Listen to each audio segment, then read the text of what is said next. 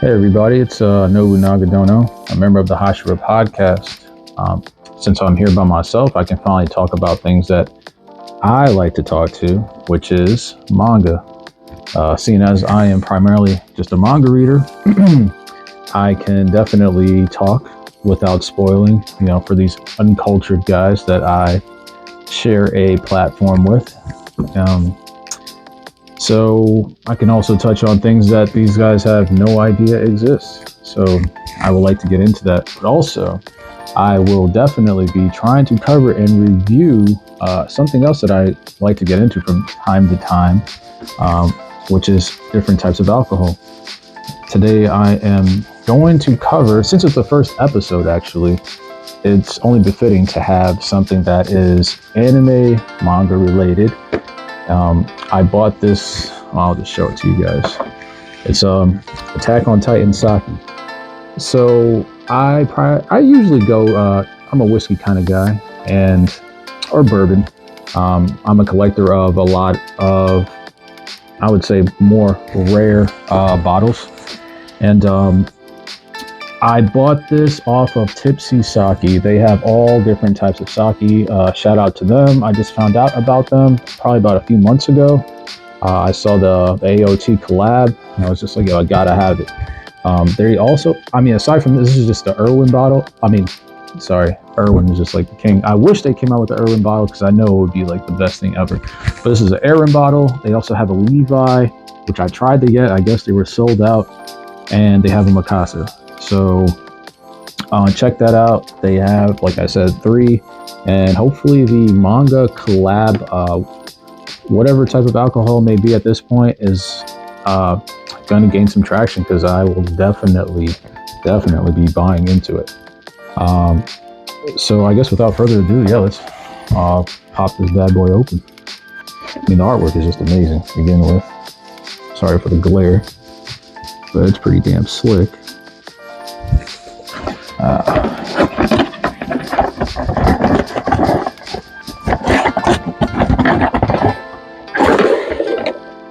Oof. All right. Since 1866. Excuse me. Oh, that bottle looks pretty damn nice. Well, got a whiskey glass. Got some ice in there. And before I actually get into it, I have some, some knowledge on this thing before I actually open it and try it. This was, made in the Kanto region of Japan. I had to write this down on my little notebook, by the way, but it falls under the category there's all different types of, I'm learning this too about sake because I don't really know too much about it, but it's Junmai Ginjo, which basically translates to rice and water only. Rice and water milled to 60% for a lighter taste. So I'm assuming if it wasn't milled, which I'm guessing that's what the Ginjo translates into, it'd probably be a heavier taste. So it would probably be a Irwin because you would definitely be breathing some fire and some flames at that point. So based off of Tipsy Sake, they say the tasting notes for this are mango, flower, and mint. And the best serving temperature would be on the rocks, which is exactly what I'm set up for today because that's pretty much how I drink everything. So,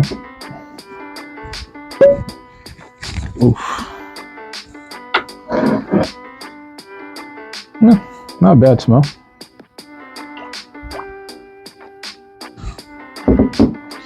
And before I get into it, I would just like to say to everybody who does do this type of thing to drink very responsibly. I know there's some crazy people out there, so let's try this.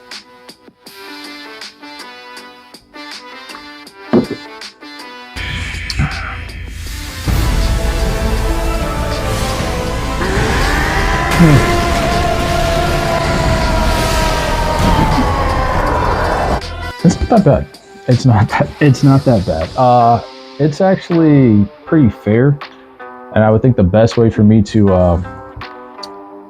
to grade these things would be to grade them on a scale of Sakuna fingers. So on a scale of 1 to 20, with 20 being the best Sakuna finger, or all 20 of them. I give this hold on. NANI? I give it a 12. 12 Sukuna fingers, which is fair. It could have been a little bit more harsh, or the taste could have been a little bit more potent in a sense. I actually wanted to taste more of the mango, but it seemed I guess I can taste the fact that with this ginjo, they watered it down in a sense. But it's not bad though. It's definitely something you can sip on for a while, and I'm assuming, well, let's hope this is not a creeper, or else I'll be sleeping on this table. Anyways, the manga I wanted to talk about today was a manga that has had so much hype in such a short amount of time. And I've never seen anything like this before. It is Kagurabachi, and it is a shonen. I'm up to, I think, the 14th chapter out of 16 that are out right now. It is, it's not that unique. People tend to say that this character or this shonen is all of a sudden the best. I can't really say there's a good reason for it, but there's so much hype behind it, and as we all know, you hype something up to that extent, now it really has to deliver. Or you guys should just let it be and let it show its greatness on its own, but this overhypeness may just set it up for the biggest fall. I'm almost certain though that I heard that it's going to, excuse me, sorry about that. Whoa. That it's going to have an anime, which would be crazy because it's only 16 chapters in. So maybe the hype is a good thing behind it, because if it does get an anime pretty soon, that'd be pretty wild. A lot of these animes take a while to even get the anime in the first place. So the main character is your usual stoic type of guy. He pretty quiet, pretty chill. It's this pretty much set where he has this revenge arc because these group of these sorcerers, Yakuza, kill his dad. His dad is a blacksmith. He created these 6 demon swords, and right before he died, he created the 7th one, and now his son has it. The coolest thing right now is, I would say, the son's, well, there's a lot of unique abilities. I think I'd give it thumbs up in that sense, because the main character himself, the demon sword, once he unleashes his ability, it has like some goldfish, which sounds kind of crazy, but it looks pretty cool. As far as where it's drawn, the edginess, the artwork is amazing. The artwork looks really good. I can't complain about that. And the story seems to have a lot of humor in it. So all that humor, the amazing art, that's the thing too. A lot of these manga, like, just even now, I'm not going to get into the JJK talk, but just the animation, I can just tell it's going to be like great, especially if it's made by the right company, drawn out by them, and that's even if they do get an anime. So yeah, the artwork and the uniqueness of the character abilities, plus the humor I would definitely like to see animated. So the story, though, like I said, it's a revenge arc type of story so far. It's not like anything we haven't seen before. It's not super unique, like, and it's something to kill some time. I like it so far. I think the main character is cool. I'm not a main character type of dude. There's some other characters in there. I don't want to give too much about it. There's some other characters in there that are pretty cool, and I can say I'm going to keep on reading it. I'm not going to let it drop. I'll definitely keep up along with the other mangas. I just hope that my uncultured friends give this thing a try. It's only 16 chapters. It ain't that long, guys. It's not like I'm asking you to read something that's got over 1,000. You know what I'm talking about. NANI? All right, Erwin.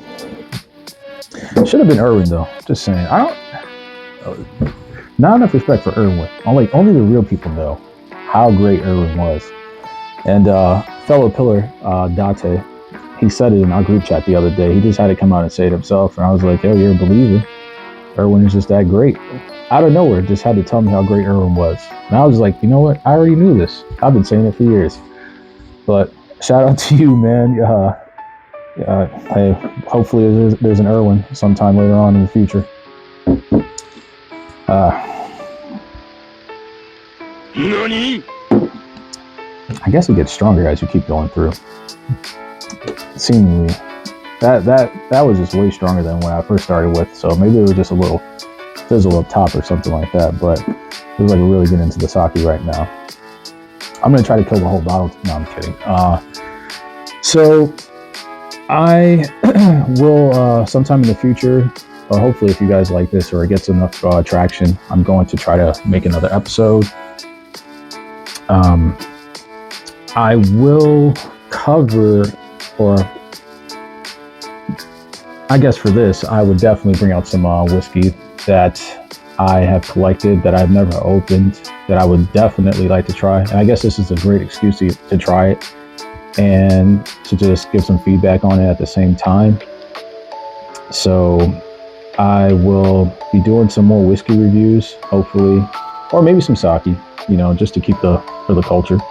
And I will also try to cover different manga, especially ones that have not been animated, the hidden gems per se, or things that people already know of, the manga readers out there, that we would love to see animated. And I know I didn't get too much into detail about Kagurabachi because it's still fairly new.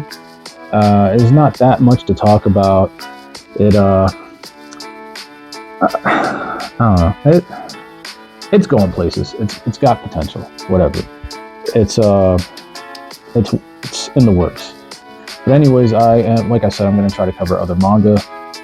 If there's anything that anyone would like for me to talk about, manga specifically, or even if you are a alcohol enthusiast, please comment that. I would more than likely, or more chances, there's a high probability that I've read it because I have a pretty extensive resume. And with the alcohol, if I do not own it, which I probably already do, you guys can put that in the comments, and I will probably go out and retrieve it. So, with that being said, or as everybody else says, like, comment, subscribe, and please do comment. I want to know feedback. I want to know what kind of manga you guys read. What would you like for me to talk about or try to break down? Specific topics, specific subjects, whatever it has to do, manga. And if there's a type of drink that you would like for me to try or show, please shoot that out there. I don't really drink vodka, though. I haven't had vodka since I was like 17. It's terrible, so please do not. I might try it, though, if somebody really would really want for me to talk about it. But vodka is it's terrible. And so with that being said, it's the first episode of Nobunaga's Side Quest. You guys can also catch me on the Hashira podcast, where we've done plenty of episodes, and those are the rest, with the rest of the pillars. Drink responsibly, and catch you guys on the next episode if you do like this one. Peace.